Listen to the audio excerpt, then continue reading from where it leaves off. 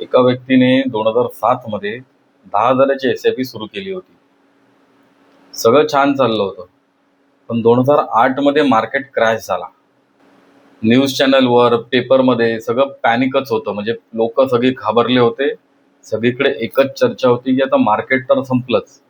आता इन्व्हेस्टमेंट करू नका. आणि त्या व्यक्तीने पण घाबरून SIP बंद केली. फक्त 2 वर्षांनीच बंद केली. आता मला सांगा, चूक कोणाची होती? मार्केटची की त्याने घेतलेली घाबरून डिसिजनची? कारण मार्केट क्रॅश हा कायम राहत नाही आणि पॅनिक डिसिजनचा परिणाम वर्षानुवर्ष राहू शकतो. जर त्याने ती SIP चालू ठेवली असती तर मार्केट खाली असताना त्याला जास्त युनिट मिळाले असते आणि रिकव्हरीमध्ये त्याचाच फायदा झाला असता. इन्व्हेस्टमेंटमध्ये मार्केटपेक्षा जास्त धोकादायक गोष्ट कोणती आहे माहिती आहे? आपली भीती. सक्सेसफुल इन्व्हेस्टर मार्केट प्रेडिक्ट करत नाही. म्हणजे त्यांना आधीच मार्केट माहिती नसतं.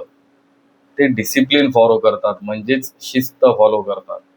जर तुम्हालाही रिटायरमेंटचं प्लॅनिंग, SIP सुरू करायची असेल किंवा योग्य रोडमॅप हवा असेल तर खाली दिलेल्या नंबरवर व्हॉट्सअप करा किंवा कॉल करा.